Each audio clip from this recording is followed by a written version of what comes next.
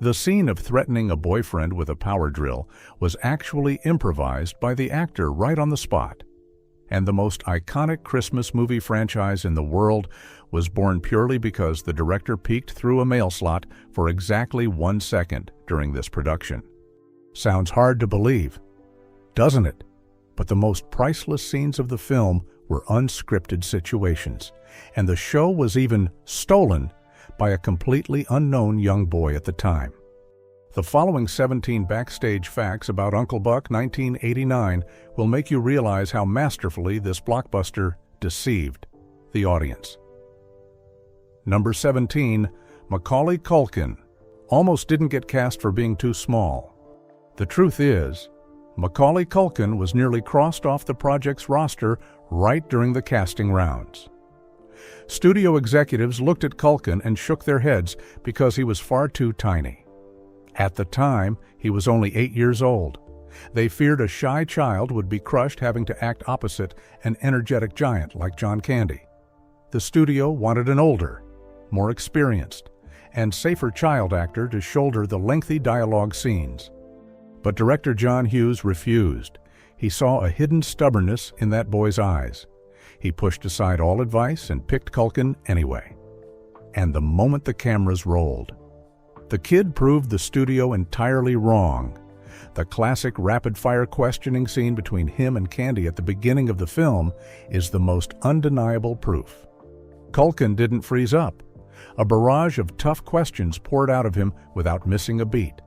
His deadpan attitude, sharp reflexes, and biting delivery perfectly countered Candy's improvisational acting style, even when Candy threw in unscripted lines to test him on set.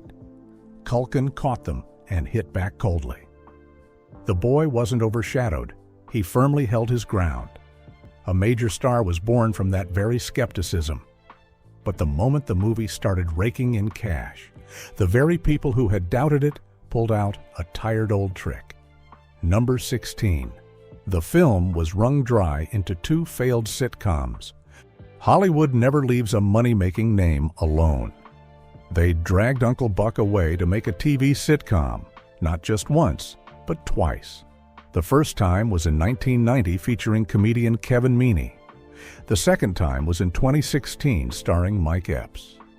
And both of these projects crashed swiftly, axed by the networks after only a fleeting run. The reason was simple. The audience wasn't easily fooled. Network executives thought the original script was a goldmine. A slob goes babysitting. They took the raw script, rebuilt the sets, found new actors, and crammed in tracks of fake laughter. But they forgot the core of the film. The script was merely the skeleton. John Candy was the soul. No one could fit into Candy's oversized coat. The replacement actors tried to play the clown, screaming on the small screen, but they lacked the hidden melancholy and the warmth of the original. His explosive energy, his slovenliness, yet his absolute sincerity were unique. Deliberately copying an icon with cheap comedic tricks only repelled the viewers. The audience watched a few episodes, realized the scam, and hit the button to change the channel. Have you ever accidentally watched these 2 disastrous sitcoms? Leave a comment below, because this tape is only just beginning to unravel the most abrasive truths. Number 15. The "Gnaw That Thing Off Your Face" insult became a legend. Do you remember the face of the principal? Anita Barg. She was the embodiment of every rigid, condescending rule we all faced in early 80s schools.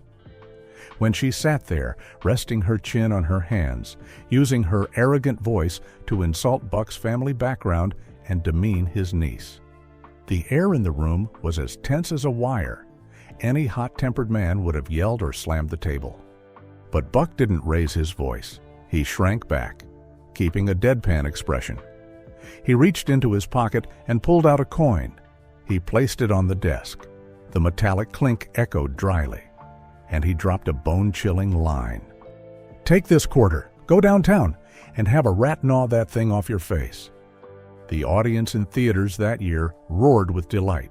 It wasn't a cheap curse word or an out-of-control profanity-laced tirade. It was an insult of the highest caliber. Every one of us has been pushed into a corner, yearning to throw a line like that right into the faces of arrogant superiors. Buck didn't use his fists. He used a coin and an imaginary rat to utterly demolish the opponent's arrogance. Words possess crushing power. And sometimes, the most threatening thing is not a condescending attitude, but a terrifyingly cold silence. Number 14, Buck's car had custom-designed audio. Buck's 1977 Mercury Marquis was so loud people heard it before they smelled the smoke.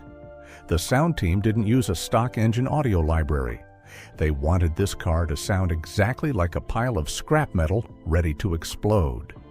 To achieve this, sound technicians dragged out metal trash cans and stuffed firecrackers inside to record the audio.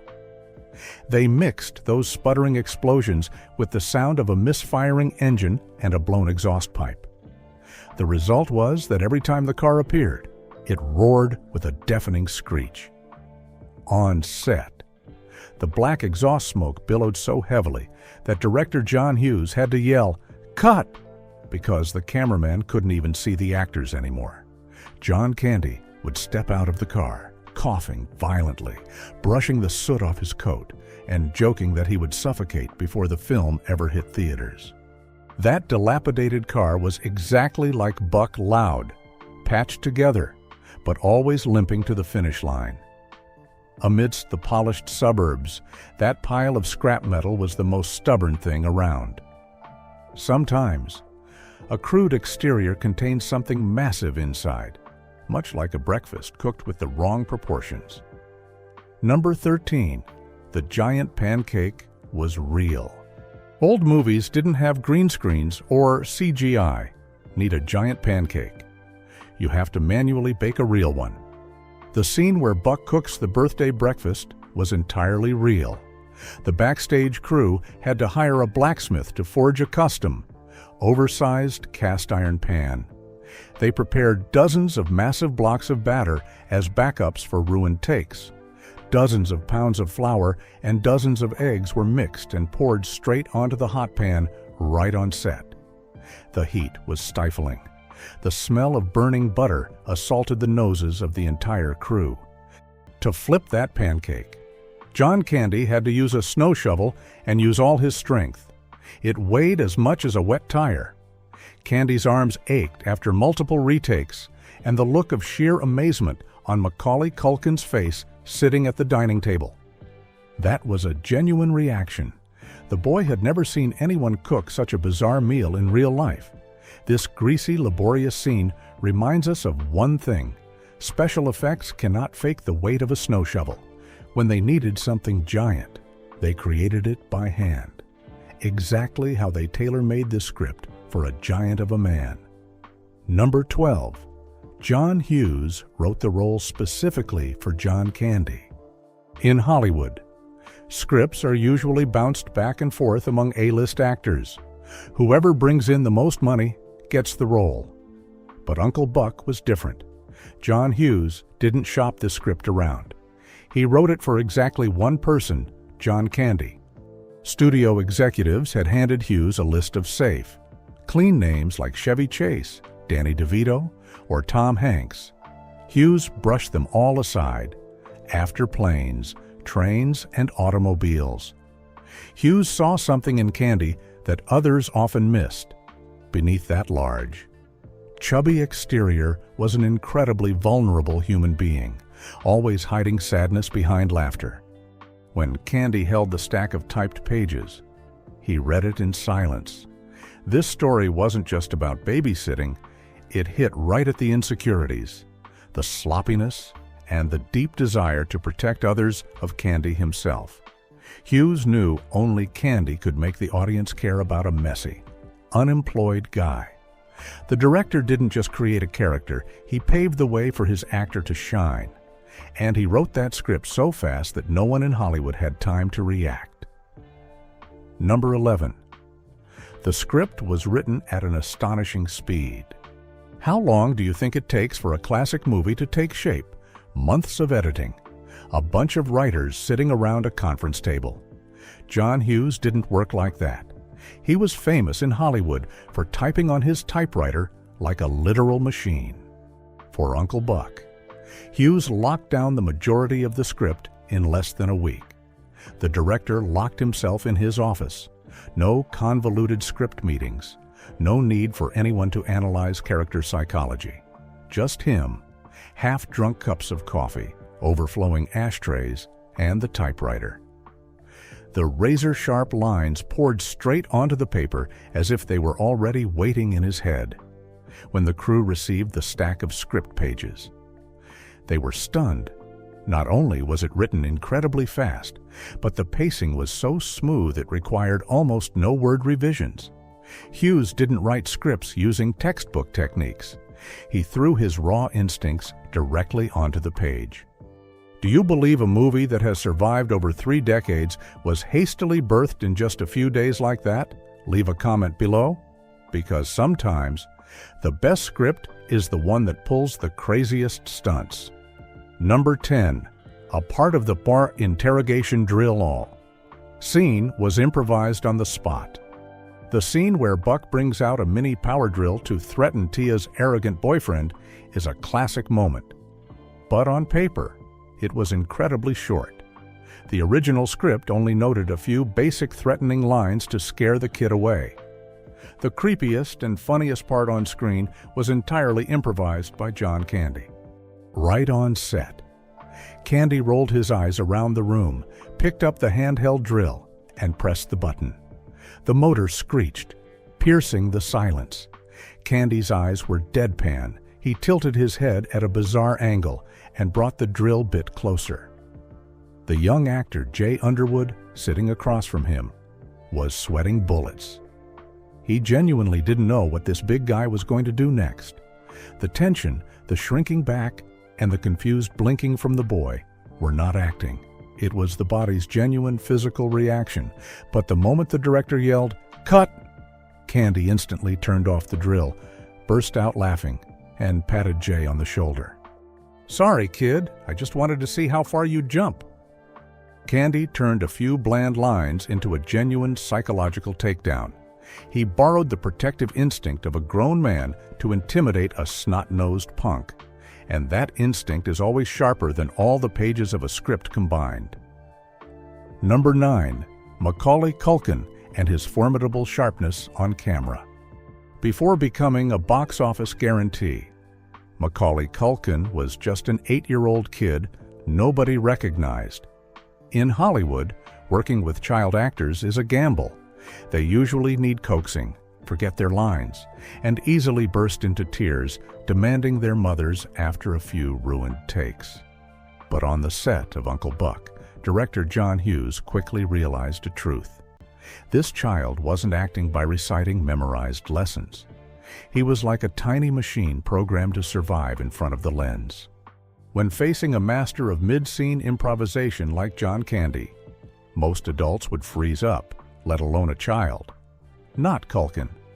In the rapid-fire Q&A scene early in the film, the kid stood with his arms crossed, eyes unblinking. Candy threw out wild lines that weren't in the script. The boy caught them and hit back every single one with deadpan precision. No shyness, no looking confusedly at the director for help. Hughes sat behind the monitor and instantly knew he had struck gold. That reflex capability didn't come from acting classes. It was an innate sharpness. The boy wasn't swallowed by Candy's massive shadow. He forced his co-star to keep up the pace. And those sharp, unblinking eyes planted the seed for a crazy idea, an idea that would birth a billion-dollar box office empire through just one narrow perspective. Number 8. The shot through the mail slot that birthed the Home Alone franchise. Do you know how Home Alone, one of the greatest billion-dollar movie franchises in Hollywood history, was born? It didn't emerge from grandiose boardroom meetings of executives or expensive market analyses. It was born from a brief, seemingly harmless shot in Uncle Buck. It was the sequence where young Miles curiously peers at the strange uncle through the brass mail slot in the front door. Initially, This was just a transitional comedic beat. But when the camera recorded through that narrow slit, director John Hughes froze. The framing carried a very strange sensation. Inside was a solitary 8-year-old boy. Outside was a massive, loud man with 3 fingers shoved through the slot, representing an unpredictable adult world. What would happen if that child was left behind by his family in a massive house? What would happen if he had to fend for himself and confront intruders from the outside right on that freezing set that day? Hughes quickly pulled out his notebook and started writing. From just a narrow camera angle through a mail slot, the entire skeletal framework of the Home Alone script was formed. No complex calculations needed. A trivial, accidental detail, combined with the sharp, cold eyes of Macaulay Culkin, birthed the most colossal money-printing machine of the 90s. Sometimes, the greatest ideas begin from the most cramped, narrow spaces, just like how this film crew had to struggle to find a place to hide from the bone-chilling cold of the suburbs that year. Number 7. The fake warmth inside an abandoned school. When watching the movie, you can easily feel the warmth radiating from the Russell family home. Yellow lamps casting shadows, soft sofas, and an atmosphere of togetherness. Anyone would want to step into that house to escape the freezing cold outside. But the truth is, that was merely a spectacular deception by the camera lens. The backstage reality at that time was a physical nightmare. The winter in the Illinois suburbs in 1989 was so brutal that electrical cables froze solid. Camera equipment started icing over and going on strike. Whenever the actors opened their mouths to speak, thick white smoke billowed out, completely ruining the logic of indoor scenes. To prevent the crew from freezing to death and to keep the schedule on track, the director had to pack up the entire set and move into New Trier, an old, abandoned high school. Here, there were no brightly lit trailers or comfortable lounges. Rust-covered classrooms were turned into makeshift makeup areas. The warm house you see in the movie was actually a plywood complex erected right in the middle of a freezing gymnasium. Between takes, actors had to pile on thick coats and huddle around cheap industrial heaters just to keep their teeth from chattering violently. The coziness and laughter on screen were actually squeezed out amidst dark hallways and bone-piercing cold. Hollywood sold the audience the illusion of a warm home. But the truth behind it is always far rougher, harsher, and more arduous, because only in such harsh conditions does one clearly see the true nature of a person. Number 6. John Candy and his kindness amidst toxicity. The entertainment industry is always rife with massive egos. The press is littered with stories of A-list stars throwing things, yelling at cameramen, locking themselves in trailers, and making outrageous demands. But anyone who ever stepped foot onto the Uncle Buck set tells an entirely opposite story about John Candy. Despite his giant stature and bearing the box office pressure of the entire film on his shoulders, he chose to behave like an ordinary neighbor. Candy knew the name of every cable puller. He frequently brought his chair out to sit and chat with the lighting crew instead of hiding in the lounge. The backstage crew recounted that whenever the work atmosphere grew tense due to weather or broken equipment, Candy would instantly drop a joke to calm everything down. He even bought pizza for the entire crew on late-night shoots. Behind eyes that always glinted with fatigue from personal pressures, Candy silently hid his own troubles. He embraced them himself to surrender comfort to others. People rumor about arrogant monsters in Hollywood. But here, the most famous actor was the most amiable. Candy's sincerity, roughness, and everyday groundedness perfectly matched the very soil where the director decided to plant the roots for this film. Number 5. Turning his back on Hollywood to find the truth. In the 1980s, filmmakers were obsessed with Los Angeles. Every director wanted to shoot on glamorous sound stages, film under brilliant sunshine, and use fake foam snow and houses built of plywood. John Hughes was different. He despised the artificiality. Returning plane tickets to California, Hughes gathered all the equipment, took the cast, and headed straight to the quiet suburbs of Illinois in the middle of a brutal winter. He knew full well that men coming home from work every evening didn't live in vibrant illusions. They lived on streets caked with gray snow mixed with mud. Old brick houses, cluttered with belongings. The rough, gray atmosphere of the Midwest bit straight into the actors' flesh, forcing them to shiver and exhale real smoke rather than standing around acting cold. Hughes refused to use expensive studio lighting to polish reputations or sell tickets. He borrowed the biting chill of real weather to force the cast to strip off their masks. Amidst that cold, stark setting, the portrait of the worst, yet most honest man on screen gradually took shape, a man completely antithetical to all societal standards of the time. Number 4, Buck Russell and the beloved failure. Television in the late 80s was always swarming with bulging-muscled heroes carrying guns, or stockbrokers in suits with slicked-back hair. Society at the time adored perfection. But then Buck Russell appeared. He stepped out of his car, chewing on a burnt-out cigarette, overweight, and kicked down every single one of those standards. He is a total mess, unemployed, wearing smelly, sloppy clothes, driving a dilapidated car threatening to explode in the middle of the street, sleeping in until noon, and living a completely dead-end life. Buck represents the miserable failure of a man who refuses to grow up.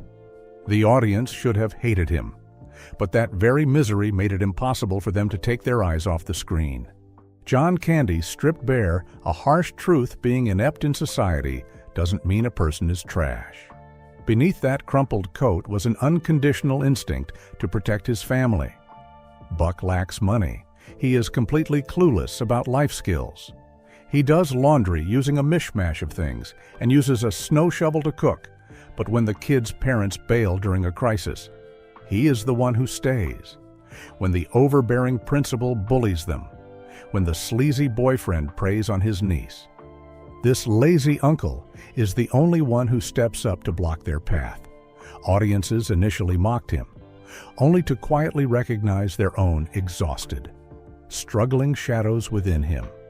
This character didn't become famous by accident. He exploded because the director ripped up all the rules, threw the script away, and let this man run wild right in front of the camera lens. Number 3. The script was just scratch paper once the cameras rolled. John Hughes always wrote incredibly tight scripts by hand, but when he stepped onto the set to work with John Candy, that stack of typed pages was frequently tossed straight into the trash. In 1989, film stock was extremely expensive. Every director calculated every meter of film. They yelled, "Cut button," the exact moment the actor finished their last line to save money. Hughes did the exact opposite. He just let the camera run continuously, willing to burn thousands of dollars in film stock just to wait for moments that lay outside the script. Many of the most priceless comedic sequences in the film were never pre-written. The scene of Buck muttering under his breath when irritated, an awkward smack of the lips during a comeback, a confused frown while looking at the kids. All of these were Candy's genuine reactions when he was deliberately abandoned in the scene by the director. Hughes understood that the rhythm of a movie doesn't reside on paper. It resides in the empty spaces of freedom. Force a man like Candy to read lines like a machine, and you get a safe, clean, but forgettable piece of work. Dare to throw the script away at the right moment, and you create a living legacy. And it was exactly that wild freedom on set that ignited a fierce debate lasting for decades after the film hit theaters. Number 2, the sinner or the protector of the family. More than 3 decades later, audiences rewatching this film still split into 2 factions when discussing Buck Russell, handing 3 children over to a heavy-smoking, gambling-addicted, unemployed man on paper. That is an absolute nightmare. In the first half of the film, He appears as the most degenerate person in the world. He is the last person on earth you'd want to hand your house keys to. But as the tape rolls to its final minutes, the naked truth slowly reveals itself. The kids' biological parents have money. They have a multi-story house, cars, and the appearance of success. But they are too busy and callous to listen to their children speak. They dump the kids at home to handle personal affairs. Meanwhile, that miserable, crude uncle is the only one willing to pull up a chair, sit down, and listen in silence. He burns the food, but he is there when the kids need him. He is ready to bare his fangs, use his fists, and even a power drill to protect his niece with the most primal instinct. Buck tears apart the prejudice surrounding fake, perfect homes. He exposes the irresponsibility of parents who only know how to use money to cover up emotional voids. If this cigarette-smelling but sincere man stood at your doorstep tonight, would you lock your door in defense, or open it and invite him in for a cold beer? Leave your answer down in the comments, because the ultimate truth about him is actually a very hard pill to swallow. Number 1, not just a comedy. It is the legacy of a broken soul. People used to flock to theaters to watch Uncle Buck to laugh. But in 1994, John Candy suddenly passed away due to a heart attack. Since that day, when rewatching this film, people no longer just see petty troubles or physical comedy gags. Beneath the rough, loud exterior and the bulging belly of Buck Russell, you clearly see the exhaustion, the trace of loneliness, and the real-life kindness of Candy himself. He used a family comedy to confess the hidden, dark corners within his own soul. Audiences kept laughing carelessly at the character's awkwardness, completely unaware that the actor was bending under the crushing weight of severe health and psychological pressures on set. He hid his exhaustion behind his jokes. The final scene of the movie, when Buck smiles, waves goodbye to the kids, and walks out to his car.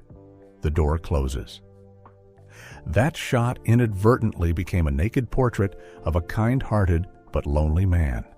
Some people who worked with him still believe that. Behind the tranquil look in Candy's eyes he left behind in those final seconds lies the true story of his life, riddled with scars. A secret buried forever. The film of 1989 is now just a thing of the past. The little boys who once sat roaring with laughter watching Buck hold a drill to threaten someone back then have probably all become fathers and uncles by now. We are no longer free. We are stuck between bills, jobs, and a ton of pressure. Often, we find ourselves just as run down and smoking just like Buck's car. In real life, have you ever underestimated a failure like Buck, only to realize that person was the kindest individual you've ever met? Leave your answer down in the comments section. Don't forget to hit subscribe to the channel so you don't miss Hollywood's next truths.